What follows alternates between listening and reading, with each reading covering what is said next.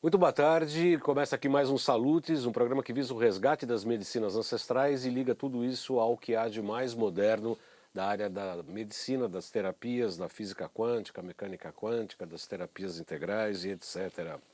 Hoje é sexta-feira, dia 2 de julho, por conta de um problema de transmissão. Nós estamos gravando o programa de hoje, mas estamos transmitindo ao vivo pelo Instagram, que é @jcbaldan.acupuntura. Se você está assistindo o programa pela TV, eu peço para que entre no Instagram, siga a gente.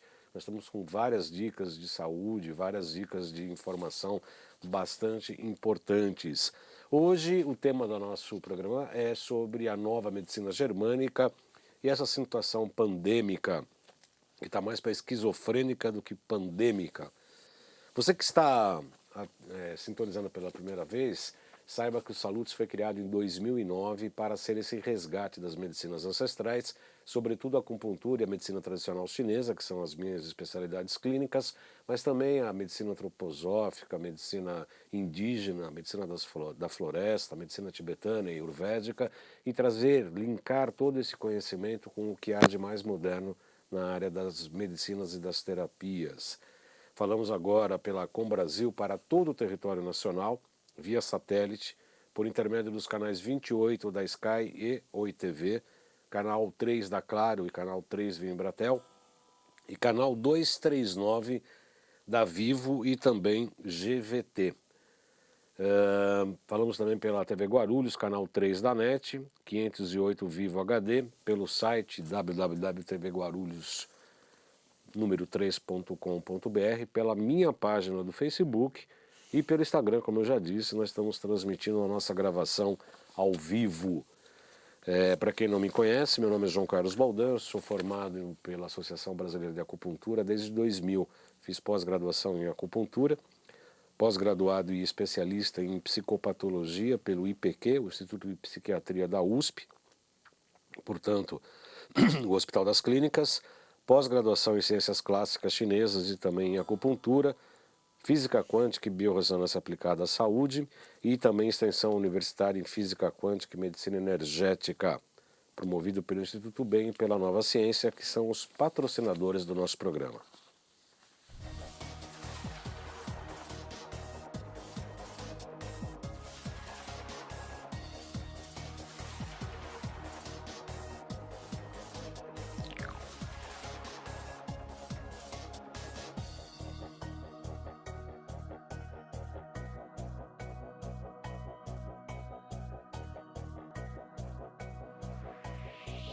Eu atendi hoje Muito de bem, manhã. nós estamos hoje falando sobre a nova medicina germânica e a situação pandêmica. Para isso, eu tenho o prazer de receber nosso amigo, nosso colega, Dr. Maurílio Oliveira Brandão. Ele é médico pela Universidade Federal de Minas, tem várias especializações em saúde pública, ortobiomolecular, homeopatia, acupuntura, endocrinologia, medicina quântica, biofísica aplicada à saúde e também ele é um dos grandes defensores e divulgadores da medicina germânica, da nova medicina germânica. Muito boa tarde, Dr. Maurílio. Seja muito bem-vindo, é um prazer recebê-lo aqui no Salutes. Muito obrigado também, Carlos. Eu me sinto bastante honrado de estar aqui com você novamente, né, porque alguns anos atrás nós já tivemos a oportunidade de abordar esse tema, né, e que se torna, interessantemente, cada vez mais atual diante das circunstâncias pelas quais passamos. Para começar o nosso programa, Dr. Maurílio, eu gostaria que o senhor falasse como é que foi o desenvolvimento dessa nova medicina germânica. Os alemães sempre tiveram a fama, a pecha de sempre serem uma das melhores medicinas do mundo. Até hoje tem essa fama e, na verdade, são. Eu gostaria que você falasse um pouco do início do desenvolvimento dessa nova medicina germânica. Faz um apanhado Claro. Uhum. resumido. Eu vejo ser importante mesmo, dado o baixíssimo conhecimento que se tem a respeito da chamada nova medicina germânica, que tem esse nome, até onde eu sei, por conta de ter sido um pensamento do seu criador, se é que podemos dizer assim, um alemão de nome Hammer, e que na década de 70 teve uma experiência pessoal que levou a rever toda a sua situação própria assim como também da sua prática médica. Isso se deu com a morte de um filho, isso particularmente no ano de 76, que estava em um barco na costa norte da Itália, que foi atingido por uma bala perdida. No meio do oceano? Não, o barco estava atracado. Ah, tá. E descobriu-se depois que teria sido disparada por um príncipe,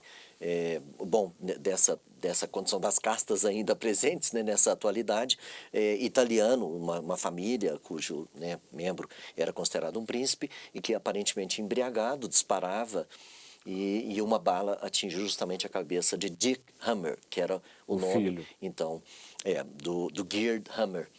Ele esteve em uma observação tardia em relação ao acidente ocorrendo, tendo falecido logo depois. E alguns meses depois, ele tanto quanto a esposa evoluíram com câncer. Ele com câncer de testículo e ela com câncer de ovário. Isso chamou muita atenção, porque ele era uma pessoa sadia, e também a mulher. E, na época, ele atuava num hospital oncológico na Alemanha. E isto o fez repensar a sua própria história e também dos pacientes. Dentro desta observação, ele, então, reviu a história dos pacientes que ele acompanhava, assim como a sua própria chamou a atenção, e deu-se conta do que foram as chamadas 5 leis de Hammer, que são leis biológicas naturais, que ele elucidou, ele percebeu da presença dessas leis que regem a nossa vida e, naturalmente, isso aconteceu de uma forma progressiva, gradual, da primeira para a segunda, terceira, e tornou-se, então, esse conhecimento que assim denominou-se Nova Medicina Germânica. Até onde eu sei, o interesse dele era de que, embora houvesse um nome, que esses conhecimentos fossem assimilados pela própria medicina. Não era a intenção dele destacar-se num outro conhecimento, e sim ter um aprofundamento e uma ampliação acerca do conhecimento médico e sobre saúde. E isso não foi muito bem aceito pela medicina, portanto virou uma marginal, é isso? Virou uma marginal. Ele esteve preso por 2 vezes na França e na Espanha,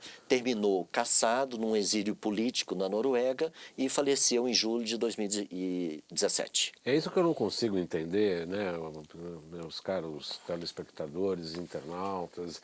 É uma coisa absurda o que acaba os desenvolvedores da ciência, da medicina e que avançam nesse sentido acabam sendo perseguidos. Você estudou acupuntura tanto quanto eu e sabe que a acupuntura veio do mundo oriental para o mundo ocidental com Soulier de Morin, que era um embaixador e começou a ver lá nas praças as pessoas colocarem agulhas e melhorarem muito.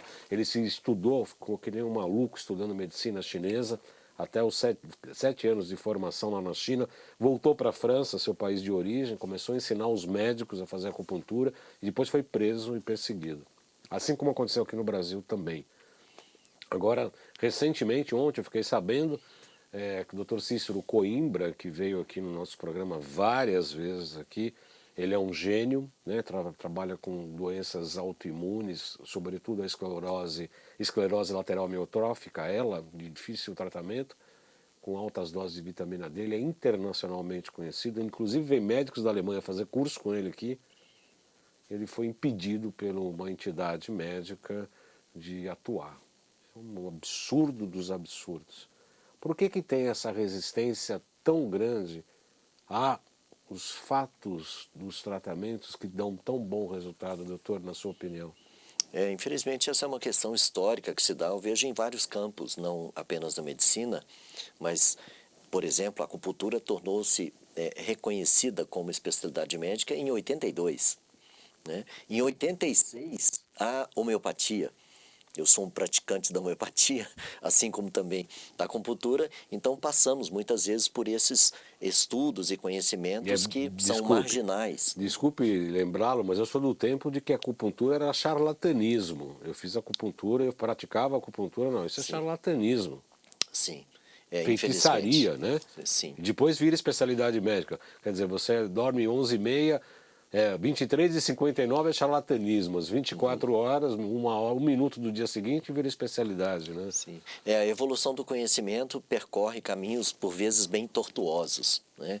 E temos isso na prática sendo visto durante toda a evolução. Mas por que essa perseguição? Então, porque eu creio a ciência, assim como é hoje chamada, na verdade são as ciências, né? A construção do conhecimento se dá de uma forma multipolar, por experiências diversas. Então, o método científico da experimentação e a experiência é nada mais do que uma vivência prática que gera conhecimento.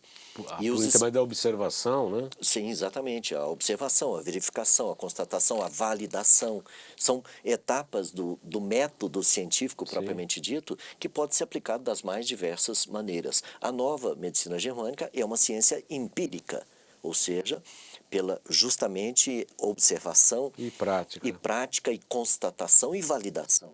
Por isso, inclusive, como um método rigorosamente científico e que pode ser verificado em cada um e em todos os casos. Esta é uma característica bem importante e, na minha opinião, até onde eu vejo inquestionável sobre a nova medicina germânica ser um método científico.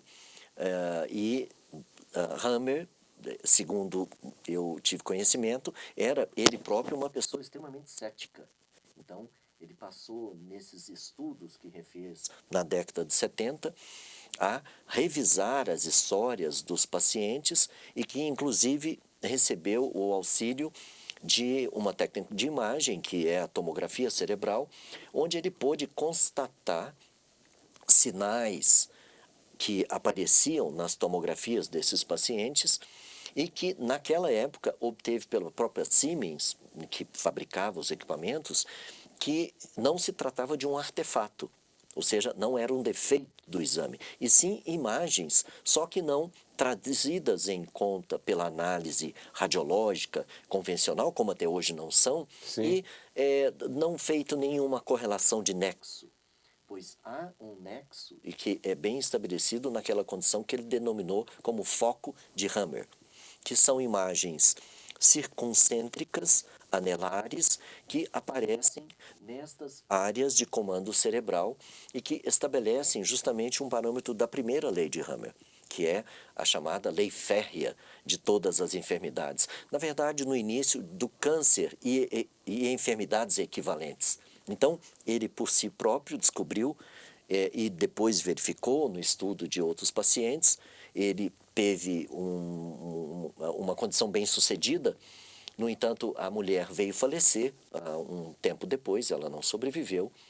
Ele, no entanto, como eu disse, evoluiu felizmente, trazendo-nos esse legado de conhecimento e que evoluiu a partir dessa primeira lei que estabelecia a identificação de uma tríade, de um conjunto simultâneo de reações dadas situações de um chamado conflito, ou seja, uma situação inesperada, súbita, inédita, dramática, às vezes vista até como sem solução, e que nesse momento disparava a partir da percepção uma ação em um dado ponto, localização no cérebro e o seu órgão, função, segmento correspondente. Então, essa é a primeira lei. Essa é a primeira lei. E aí, qual a disfunção? É metabólica, é orgânica, mineral, genética? Ela percorre o eixo neuroimunoendócrino, porque são ações estas disparadas, que são programas de sobrevivência, podemos dizer assim, que são adaptação, né? Exatamente, que são heranças que nós temos do ponto de vista biológico como mamíferos. Considera-se que o chamado cérebro reptiliano, ele em torno de 300 milhões de anos são a sua idade. Já o cérebro, que é aquele que corresponde a uma parte pré-frontal, assim chamada, com 100 milhões. E o cérebro frontal com cerca de 4 milhões de anos de idade. Então, nenê, né? Perto neném, do No entanto, nós temos toda essa história que opera sobre nós nessa inteligência biológica, que é justamente essa tem esse propósito biológico de sobrevivência, cuja condição para nós, seres humanos, não é apenas de adaptabilidade, assim como para, digamos, outras espécies, mas que em nós, por conta de sermos seres humanos, ocorre dentro de um processo evolutivo, por conta justamente, dando um pulo, da quinta lei, que é a chamada quintessência, que é, Vamos fazer um passeio né? rápido por Ou essas sim, 5 claro. leis? Conseguiria, resumido, obviamente, são leis absolutamente complexas, o raciocínio do Hammer é absolutamente maravilhoso. Já tem um programa do Dr. Maurílio falando sobre isso, mas vamos dar um passeio rápido Claro. pelas 5 leis, por favor, Então, doutor? a segunda lei é aquela que... A primeira é do trauma, é do Isto é. conflito que gera uma Isto, que patologia. define, que identifica o conflito e qual a sua correlação com o que nós podemos chamar de enfermidade, né? A segunda é justamente a lei das duas fases de todas as enfermidades, que estabelece, então, uma fase que é aquela chamada de conflito ativo, que passa durante esse período aquele em que a pessoa se mantém no estado de conflito, ou seja, sem ter ainda resolvido o problema, e há uma predominância simpático-tônica, ou seja, nós ficamos com sintomas aqueles de Alerta, aumento né? de cortisol, de alerta, diminuição de sono, de apetite, nervosos, tensos, com o foco No problema, né? no problema para justamente resolvê-lo. Muito Até parecido com o que a gente está vivendo hoje, né? exatamente, nós estamos numa fase de conflito Simpático- ativo, simpático-tônica, Simpático-tônica. predominante e em praticamente toda a existência humana nesse planeta, né? Exatamente. Podemos dizer assim. 24 horas né? por dia. 24 horas por E ainda dia. sendo alimentado aí pela mídia, pela imprensa, de uma maneira, porque as estatísticas, parece que tem uma torcida aí para que o vírus vença. Infelizmente há uma situação complexa e que envolve diversas áreas, diversos interesses, onde o ser humano em si, pelo que se conclui, tem uma parte que aparentemente não é a prioritária. Coadjuvante. Dá-se a entender que, enfim, está em algum ponto localizado, mas não como prioridade. Claro, essa é uma análise pessoal. Na qual mas, eu concordo também. Então, Aí vamos para a terceira lei, daqui a pouco a gente volta nesse assunto. mas ainda na segunda lei tem a segunda fase, né?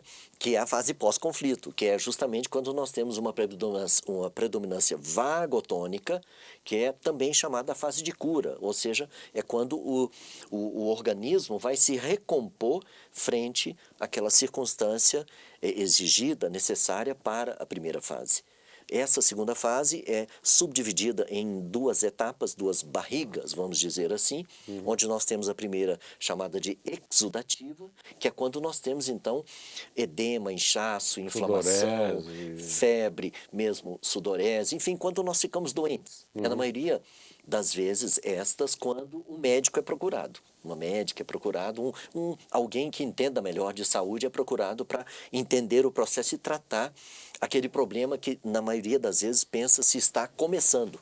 Na verdade, né? está resolvendo. Ele está na fase de resolução, de cura, né? Depois, essas duas subfases são, então, entrecortadas por um momento chamado epicrise, que é quando nós temos, de novo, uma predominância simpática, temos uma agravação, e aí vem a segunda subfase chamada resolutiva, que é esta reparativa, que é quando realmente a pessoa está naquela condição do convalescente, já melhor, retomando apetite, disposição e voltando então à sua linha de base, que oscila num estado também chamado de normotonia, que é quando nós estamos de dia e de noite. Então, essa é a descrição da segunda lei. Tá. A terceira lei estuda a ontogenia dos folhetos embrionários. Então é interessante como a nova medicina germânica tem como base as ciências básicas, né, da própria biologia, ou seja, da anatomia, da fisiologia, da neuroanatomia, da embriologia,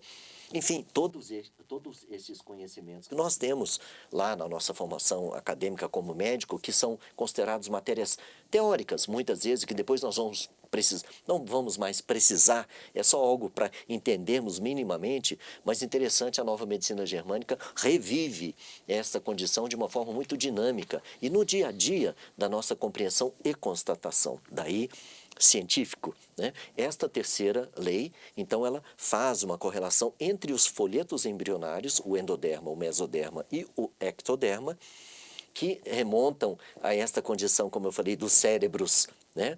Nas suas estruturas do tronco cerebral e do cerebelo, depois da medula cerebral e da córtex cerebral, que equivale, então, ao ectoderma. O mesoderma, que na verdade tem também uma subdivisão entre novo e velho, o novo sendo a medula cerebral e o velho sendo ali o cerebelo, e o tronco cerebral correspondendo então ao tecido endodérmico. Então há uma correlação nesta em que vê-se que na fase ativa de conflito, quando nós estamos falando de um tipo de conflito que tenha sido percebido e que gera um comando cerebral numa área esta que é de origem endodérmica, então nós temos um crescimento dos tecidos. Nós temos uma proliferação celular para dotar o organismo de uma capacidade de adaptação àquela condição de forma a resolver o conflito. Já quando isso se dá do ponto de vista do mesoderma novo e ectoderma, nós temos ou uma diminuição da função ou uma ulceração. Ou seja, nós temos uma resposta reversa e que, na segunda fase, em relação à primeira, que é do endoderma e mesoderma antigo, são de, então, decomposição daquele tecido que cresceu e já não é mais necessário. E no caso do mesoderma novo e do ectoderma, de uma recomposição, de uma reestruturação, de uma cicatrização do tecido que então foi erodido ou que diminuiu a sua função e que volta à sua função para então ter essa resposta e assim finalizado o processo de reparação, de cura.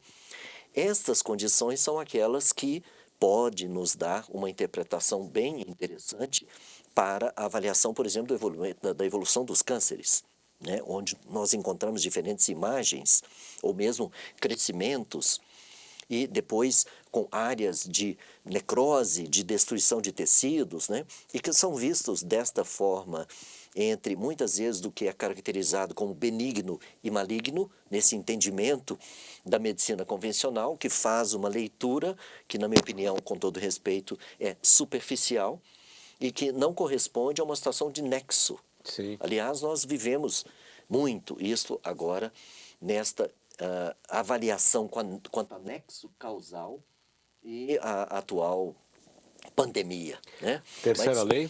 Essa é a terceira lei sobre a qual eu falei, né? Tá. A quarta lei é aquela que faz uma análise ontogenética já em relação aos micróbios. Daí nós percebemos que a atuação complementar simbiótica dos micróbios, ela se dá de uma forma também programada pela natureza, quanto a uma correlação que se estabelece também em relação aos próprios tecidos. Ou seja, nós temos a atuação dos fungos e micobactérias, quando estamos falando em tecidos endodérmicos e do mesoderma antigo. Estamos falando de bactérias propriamente dito, quando nós estamos falando do mesoderma, principalmente do mesoderma novo. E falamos de vírus, quando estamos falando de ectoderma. Então, os vírus atuam no tecido ectodérmico, de origem ectodérmica, como as mucosas, por exemplo, né? Ou mesmo a pele, né? E as bactérias atuam já em tecidos de origem da medula cerebral, que é a origem mesodérmica, né? E os fungos e micobactérias atuam em tecidos que são de origem endodérmica, como, por exemplo, a tuberculose pulmonar, né? Como outras infecções fúngicas que possam acometer tecidos, nesta perspectiva aquela que se dá justamente para ajuda à recomposição, à reestruturação do organismo, seja para decomposição ou para reconstrução. Esses movimentos principalmente se dão na segunda etapa. E o crescimento, a evolução da população necessária, vamos dizer, destes micro-organismos se dá na evolução da primeira fase, dentro daquilo que nós temos então de intensidade e duração da primeira fase, que é uma preparação para o que vai ser utilizado na segunda fase. Então, esta é a quarta lei, e a quinta lei é aquela, como eu falei, da quinta essência, que traz o propósito, que é de evolução, de transcendência, para que nós, na condição de seres humanos, possamos evoluir e termos mais conhecimento. É o que carece bastante, eu vejo ainda, né, nessa situação que vivemos atualmente, que, ao meu ver, está tanto distorcida quanto superficializada e mesmo instrumentalizada das mais diferentes maneiras, né? Quem que está fazendo o nosso switcher aí? A Heloísa, gracinha da Heloísa. Faltam 31 minutos para o nosso programa terminar. Eu vou pedir nessa meia hora para a Heloísa colocar o nosso GCs, o WhatsApp para falar comigo, marcar consulta comigo. É o 97719-2266, código de operadora 11 97719-2266. Qual que é o próximo WhatsApp? Sim, o curso de extensão da graduação Tecnologias Biofísicas e Aplicadas à Saúde, do Alexandre Távola e da Fernanda Bem. O curso de extensão, na verdade, ele já está reconhecido pelo MEC. O primeiro módulo será dia 31 de julho e 1º de agosto. Aliás, tem um comunicado aqui da Nova Ciência, que tem um desconto absolutamente especial. Vocês podem ligar lá e falar que viram aqui nos Salutes e querem esse desconto. Pode falar. Depois a gente briga lá com os proprietários, mas podem falar que eu autorizei, tá? Deixa eu pegar aqui o telefone.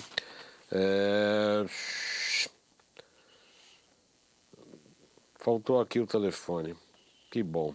Estamos com super promoção. Curso de Biofísica e suas aplicações na área da saúde com duração de 20 horas ao vivo. Plataforma EAD, dia 31 de julho e 1º de agosto, sendo disponível por mais 30 dias via EAD. Como surgiu a biofísica, os primeiros cientistas, princípios da biofísica, atuação da biofísica na saúde humana, tecnologias que podem atuar na saúde, diagnósticos, parasitoses, intoxicações, radiações, processos emocionais, patologias, depressão, doenças autoimunes. Tinha um telefone aqui da Suelen, que eu vou ver se eu consigo ligar aqui, no meu celular, porque eu acabei desligando. Mas podem falar também com a Suelen, no 9567, desculpe, com a gracinha da Lauren, no 95678-5835. 95678-5835. Elô, enquanto o meu celular gira aqui, vamos rodar. Loja virtual é loja.jcbaldan.com.br. Lá nós temos todas as máquinas da Nova Ciência que a gente utiliza no nosso consultório, o RPD, o Zapper, o TMS, Potentizer, Hidrovitalis, etc., dedicado aos colegas médicos e também aos consumidores finais.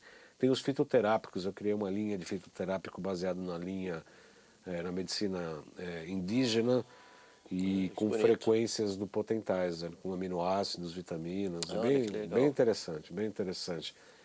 Este programa Salutes, quanto todos os anteriores, inclusive com as entrevistas anteriores com o Dr. Murilo e também com o Dr. Cícero, estão disponíveis em 2 canais do YouTube, João Carlos Baldan e Além de Agulhas, tá? João Carlos Baldan e Além de Agulhas são 2 canais do YouTube, onde você pode acessar todos os programas Salutes de acordo com o tema e o entrevistado. Tem coisas maravilhosas a gente fala que é um curso de pós-graduação. Era pós-graduação em medicina, agora é mestrado, porque só tem fera aqui.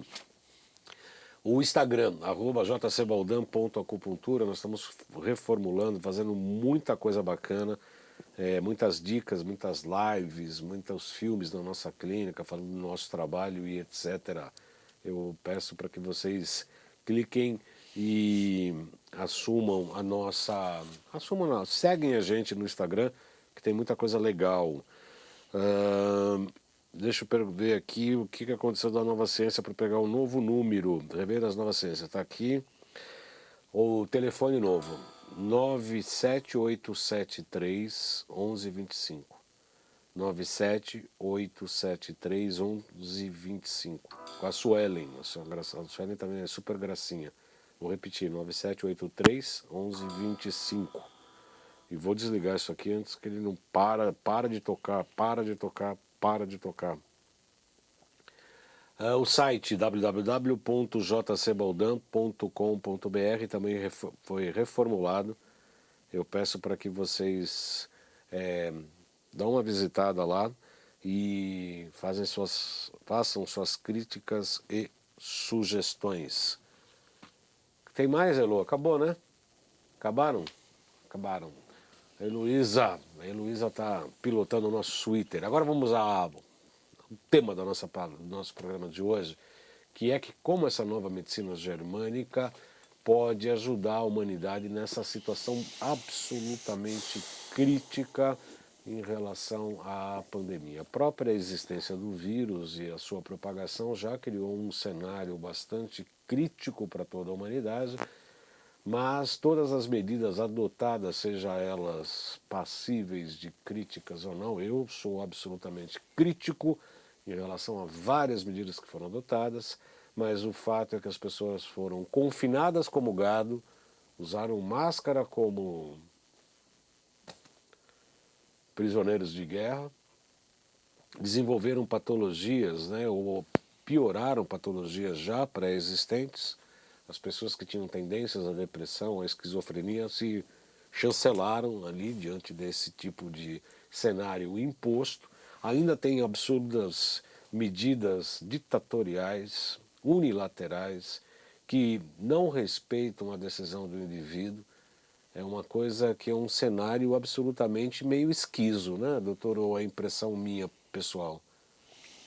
É uma situação bem complexa, ao meu ver, e já muitos estudiosos, tanto no campo da psicanálise, assim como no campo sociológico, o mesmo no campo da saúde, vamos dizer, vem entendendo que a sociedade atual ela está adoentada, né, está insana. E, como falávamos agora há pouco, sem dúvida, estamos num momento de simpaticotonia que que mantém-se duradoura e que é algo para o qual o ser humano não está preparado.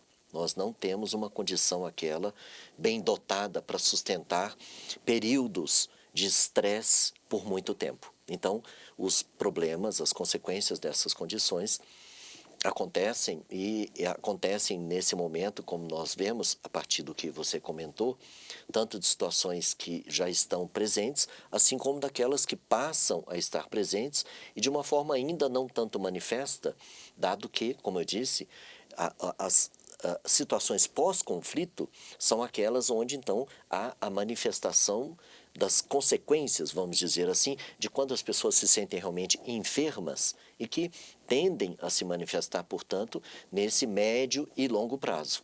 Então, infelizmente, por conta da forma que eu vejo que é fechada, circunscrita, como eu também tinha comentado sobre o que é ciência, então adota-se o termo de ciência como sendo visto de uma única maneira, aquela que é oficialmente aceita, digamos, que é convencionalmente estabelecida, como se caracterizando do que é científico e o que não é científico, com critérios que são questionáveis, né, que não são tanto discutidos a ponto de que na exaustão não, realmente isso aqui não é científico, isso aqui é científico, mesmo porque há ciências diversas e estas podem muito bem trazer grandes contribuições para o momento, como é o caso da nova medicina germânica, que naquela situação de identificar cada um e todos os casos dão base para que nós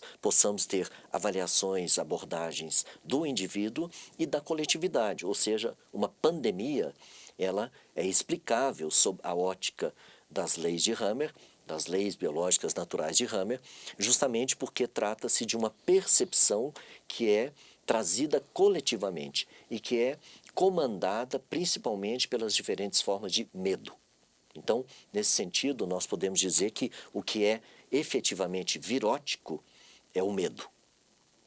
O que piora toda a questão do sistema imunológico, O medo absolutamente significa as funções geniturinárias, né, segundo a medicina tradicional chinesa, como o doutor bem sabe, causa insuficiência renal, de suprarrenais, baixa corticóide, baixa cortisol, vai aumentar o coração por conta do fogo, falta de água, excesso de fogo, vai ter crises de hipertensão, de ansiedade, de sudorese, a pessoa vai achar que vai estar tendo um ataque cardíaco e por aí vai, né? Por aí E vai pode eventualmente ter mesmo, né? Não apenas diante da achar pressão, que tem, né? mas isso pode acontecer de fato É numa só assistir os construção. jornais, né, dos televisivos que você tem uma grande chance de Sim. ter uma síncope. E tem um propósito tudo isso, né, em cada indivíduo e na coletividade. Então, o que eu vejo é que, infelizmente, essa correlação de causa, ela vem sendo mantida desde que há cerca de 170 anos aproximadamente, nós adquirimos e adotamos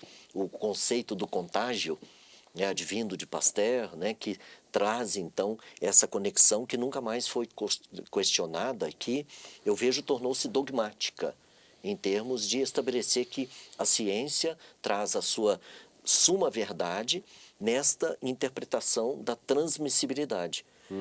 Ainda que, nesse mesmo tempo, Béchamp que trazia, então, a importância do terreno biológico, né, do hospedeiro e não tanto do micróbio. O que, segundo se sabe, o próprio Pasteur leito de reconheceu morte, né? logo antes de morrer, né? Então, esta condição, aquela que deveria ter sido também A analisada, prevalente, né? isto, enfim, confrontada do ponto de vista não de ir contra, mas confrontada nos seus nexos, nas suas verificações, Sim. para que nós pudéssemos ter hoje não apenas esse entendimento que eventualmente possa se dar como plausível para explicar determinados fenômenos, mas este outro que, na minha opinião, é o que prevalece. Ou seja, nós temos, sim, o terreno biológico, essa condição, a do ser humano particularmente, que é dotado dessa inteligência biológica e que responde a estas situações. Caso nós, nesse momento crítico, possamos ter abertura para que outras análises tomem espaço e possam tanto elucidar quanto trazer uma diminuição desse estado de tensão, de medo, pânico, desespero, para que nós, então, tenhamos uma condição mais minimamente aceitável que as pessoas possam escutar, porque infelizmente a nossa situação atual é tão crítica que escutar está difícil, principalmente escutar o contraditório, né? Então, se nós temos uma ideia, um entendimento que é diferente, ele infelizmente tem sido na maioria das vezes rechaçado e trazido à tona essa realidade que, na minha opinião, em grande parte foi construída, se intencionalmente ou não, mas construiu-se uma situação que não se demonstra como aquela que soluciona. Nós temos cada vez situações mais complexas acontecendo, ainda que a nível mundial, com números que estejam em uma redução, mas num constante alerta, numa perspectiva essa da prevalência destas formas terapêuticas adotadas, mas que tem também quadros, ou melhor dizendo, registros de complicações importantes, tanto na Europa quanto nos Estados Unidos. No Brasil, infelizmente, eu vejo que a nossa capacidade de registro dessas situações torna-se limitada, e mesmo a nível mundial, porque como que se faz um experimento numa população onde o grupo controle é todo mundo. Todo mundo. Vai ou comparar seja, com quem? Com fantasma, né? Com marcianos, né? E mesmo o controle do grupo, como é que se faz Pois para acompanhar absurdo. essas pessoas, Ridículo. tanto do ponto de vista Não, imediato quanto imediato, e depois a médio e longo prazo? Então, nós estamos numa situação realmente, eu vejo, esquizo. bastante delicada. Esquizo. E esquizofrênica, principalmente se nós vermos do ponto de vista do próprio Hammer, porque uma das formas de expressões clínicas que nós podemos ter em termos de programas biológicos são as constelações esquizofrênicas, por ele assim chamadas. Sim. Que é justamente quando nós temos a simultaneidade de conflitos que faz com que as pessoas adotem posturas comportamentais, e que na maioria das vezes não são naturais, digamos, para dar sustentação a uma situação da melhor maneira pela qual a pessoa possa se adaptar a ela. Então, essas são as constelações esquizofrênicas e que Não, tem essa situação acontecendo plenamente agora, nesse momento de mundo. não, e o que me chama a atenção é exatamente isso, que estas pessoas, inclusive, colocam de uma maneira com um discurso absolutamente científico. Não se trata em falar mal contra a vacina, ideia geral, o arquétipo vacina.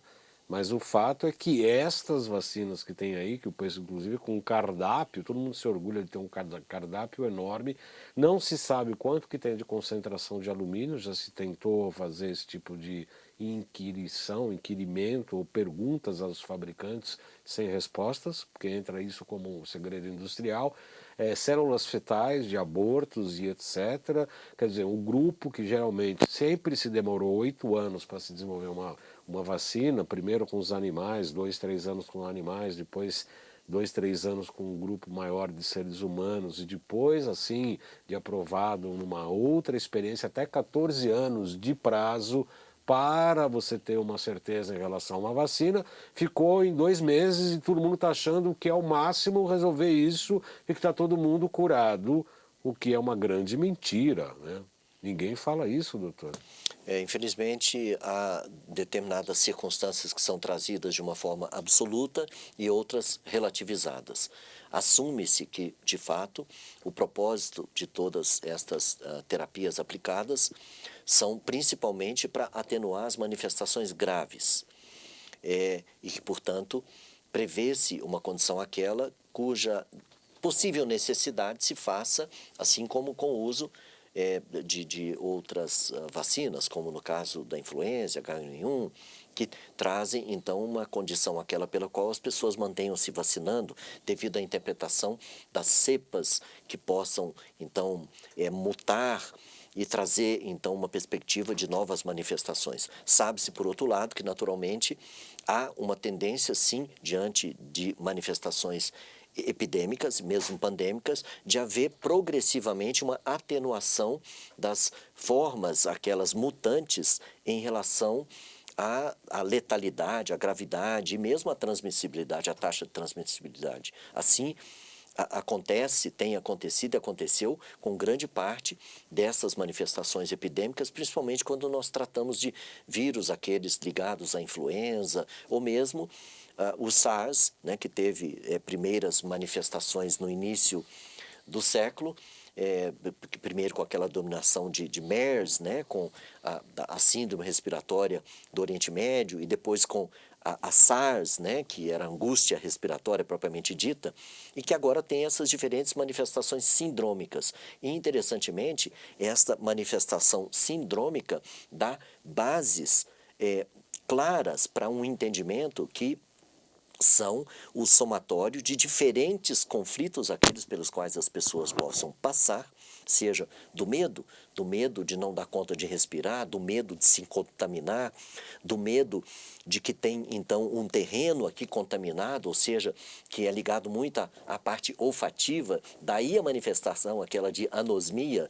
né, de redução do olfato, ou mesmo do paladar, que pode também construtivamente ocorrer diante destas percepções conflituosas pelas quais as pessoas passam e que geram respostas biológicas.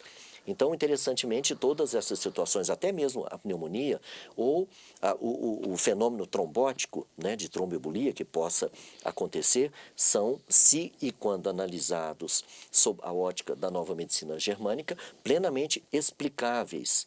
E que, principalmente, Carlos, dá base para um conhecimento que é, como eu digo, transversalizado. Ou seja, é um entendimento que o conhecimento pode ser trazido para as pessoas diretamente envolvidas, fazendo com que nós tenhamos uma percepção de trazer de fora para dentro a referência do que seja saúde e bem-estar. Porque cada vez mais, e agora mais ainda, estamos sendo remetidos a uma condição aquela de que nós estamos vulneráveis, expostos, fracos e que precisamos de ajudas externas. E que a tecnologia é que tem a resposta para fazer com que nós tenhamos condições de nos sustentar nesta vida.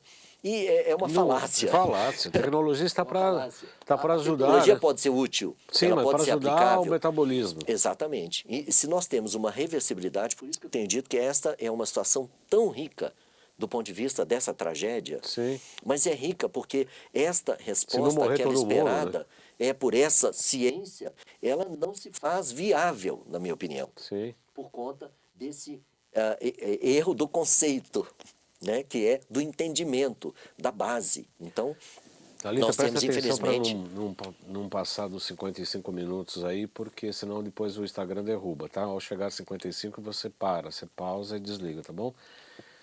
Doutor Maurílio, o senhor estava falando antes de a gente começar o programa sobre um filme que você viu é na um vídeo de um internet, colega médico. vídeo de um colega, Isso, que colocou uma interessante forma de raciocínio, de Sim. reflexão, não é isso? Nós enquanto médicos temos, como você mesmo disse, Carlos, essa condição que é de estabelecermos com o paciente um trato, né, um entendimento, né, e mesmo dentro da privacidade do relacionamento médico-paciente e das decisões que são tomadas. Claro, existem as condições aquelas pelas quais um e outro, digamos, se responsabilizam, né, que envolvem aspectos éticos e tudo mais. Mas, senão, é importante que as pessoas sejam informadas que nós estamos nessa condição de um campo experimental, o que tem sido desconsiderado. Então, eu achei bem interessante porque ele trouxe uma colocação tão prática, sucinta, objetiva, que é aquela de estarmos numa situação em que somos cidadãos ou cidadãs, né? Voluntários ou voluntárias ou cobaias. Então, Sem saber de nada, né? Nós estamos e levados para essa extremidade de cobaias, né? Porque as pessoas se sentem numa condição aquela trazida pela explicação científica predominante, né? E que inclusive torna-se até mesmo não apenas incorporada do ponto de vista corporativo mesmo, científico e até político, e até, consequentemente, legal. Então, nós estamos numa situação em que todos os rumos dados levam para uma condição única, como que num afunilamento para uma perspectiva que é incerta e que não se justifica, dada a base esta da própria letalidade, que nós estamos falando do que é registrado, de em torno de 2,8% da taxa de letalidade, que é o que temos no Brasil, mas que, se aplicada a uma base populacional, é 10 vezes menos. Então, nós estamos falando efetivamente de uma taxa de letalidade, o que é semelhante mais ou menos à gripe, que é de 0,2%, 0,3%. Então, eu tenho, sinceramente, dificuldades de entender como que se justifica uma aplicabilidade de medidas tão severas e estendidas, porque fala-se de, daqui a pouco, chegar-se, então, a idades para que jovens e crianças submetam-se a esta forma de tratamento preventivo. Então, inclusive grávidas, né? O que é pior, né? Sim, também são situações bastante críticas, imprevistas do ponto de vista das suas consequências e trazidas, no entanto, para uma situação absoluta e numa perspectiva até legal. Então, de fato, nós vivemos uma situação bem delicada, crítica. Entendo que nós devemos buscar essa atitude cidadã. E me lembra agora o Silos, Mário Luiz Rodrigues Cobos, um argentino que trouxe, a partir de discurso em 69, o que ele chamou de um humanismo universalista, que tem como base o ser humano como centro, a não violência, e a não discriminação. Então, o Silo, nesse momento, estaria realmente bastante entristecido com a evolução da humanidade, porque nós não temos, na minha opinião, o ser humano como o prioritário.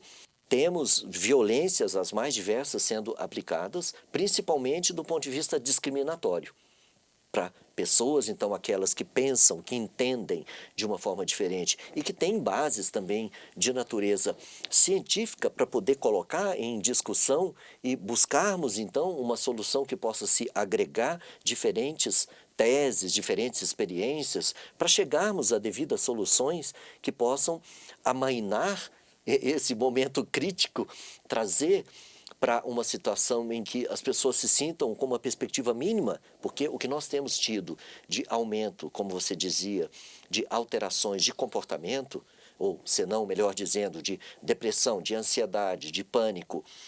No Japão, segundo eu soube, eu infelizmente não tive tempo de confirmar, mas parece que o índice de suicídio ele é maior, ou seja, o número de pessoas que suicidaram é maior do que aquele que dos que morreram por Covid. Olha só, esse é um dado Suicídio no bastante Japão importante, tornou-se né? maior e suicídios em jovens. Nós tivemos, então, uma manifestação preocupante de suicídios em crianças e jovens. Você imagina, a gente ainda não sabe qual será o impacto, primeiro, das medicações que estão sendo aplicadas e ainda não sabe os efeitos a médio e longo prazo dessa crise louca de pânico, de informações, de guerras de informações, de guerra política, né, de guerra política. Eu não defendo presidente, governador, nada disso, pouco me importa essa história, nosso enfoque aqui é a saúde. Mas eu soube, por intermédio de uma live da doutora Maria Emília Gadelha, que falou que o atual presidente, na época, não aceitou o contrato da vacinação, porque isso ninguém fala, é que as farmacêuticas produtoras falaram que o governo devia se responsabilizar pelos efeitos colaterais da aplicação.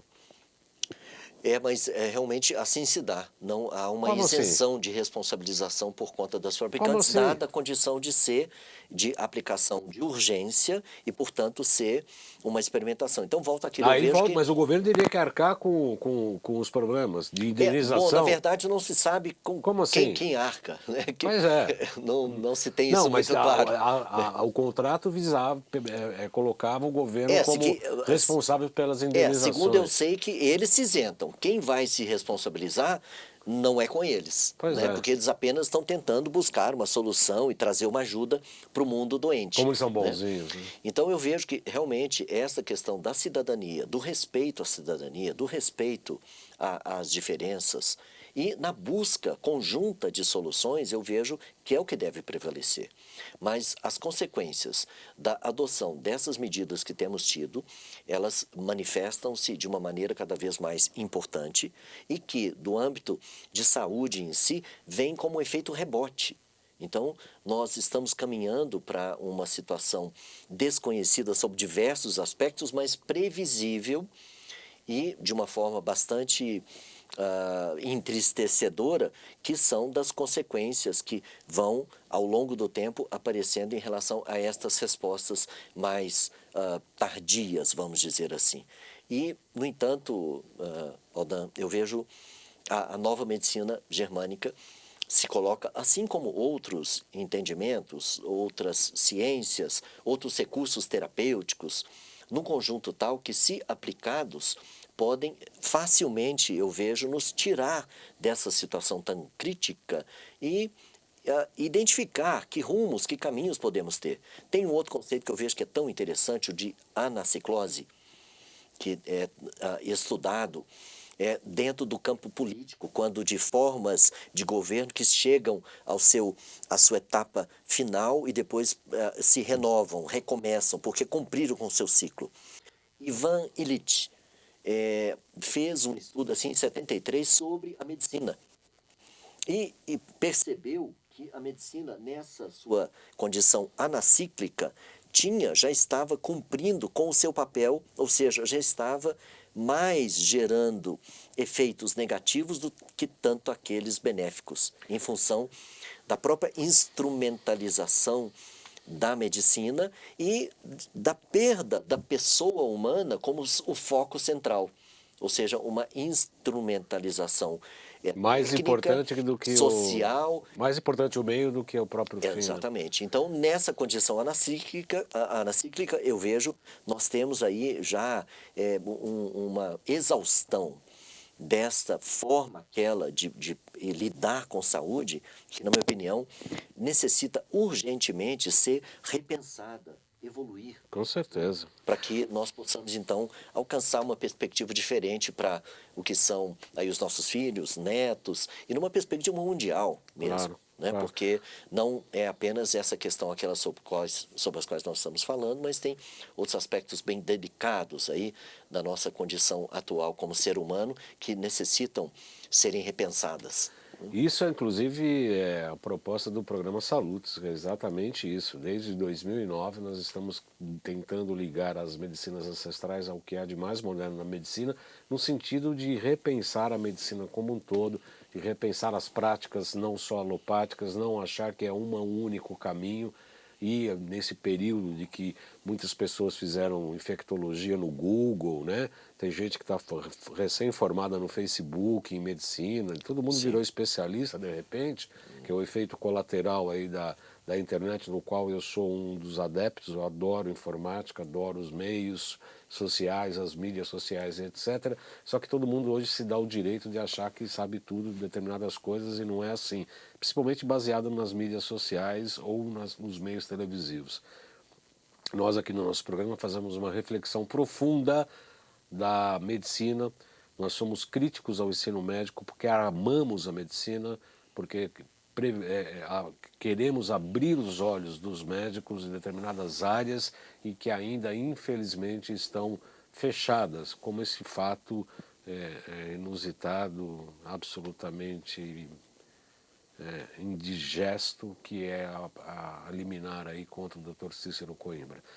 Nós estamos encerrando o nosso programa. Eu quero agradecer ao Dr. Murilo, que veio de Ubatuba, ele mora em Ubatuba, trabalha em Ubatuba, veio para nos contemplar aqui com a nossa entrevista, e quero deixar os microfones e a televisão para você falar os seus contatos, as pessoas que quiserem entrar em contato contigo. Nós temos 30 segundos. Ok. Bom, eu tenho o meu local de trabalho em Ubatuba, atendo periodicamente em São Paulo. O meio de contato hoje pela internet é relativamente fácil de me encontrar. Eu tenho a referência no Instagram, assim como também no YouTube. Na verdade, em dois canais, um Dr. Maurílio Brandão e o outro Potentia Oficial, que é onde eu trato de uma proposta de um crescimento integral pessoal, uma proposta mais ampla para o público em geral, né? O telefone de contato, como está aparentemente aí na tela, o meu pessoal, pode ser de 981443721, se não, na clínica 12 2132 5585, mas hoje realmente a maneira mais fácil de encontrar é através da internet e, felizmente, basta procurar. A minha clínica é Veda, Clínica de Saúde e Educação. Portanto, desculpe, a clínica, que eu mudei o nome recentemente, é Veda Clínica de Educação em Saúde. Então, esta é uma condição aquela que se dá como uma oportunidade, eu vejo bem interessante, importante mesmo, para que nós possamos trazer outras perspectivas, aquelas pelas quais as pessoas tenham outras referências que não é esta única dada. Particularmente, Covid é um fenômeno que se tornou social, e a correlação do SARS é uma correlação diferente daquela de ser entendida como causal. A correlação causal se dá a nível dos programas biológicos que explicam facilmente essas situações que ocorrem tanto a nível do indivíduo quanto a nível coletivo. Deixo aqui meu agradecimento sincero por essa outra oportunidade. Muito obrigado pela tua presença, obrigado a todos pela audiência e até a próxima sexta-feira, 14 horas. Provavelmente nós iremos mexer na grade aqui por conta, inclusive, dessas situações, mas a gente vai avisar oportunamente nossa mudança de horário. Muito obrigado pela audiência e até sexta.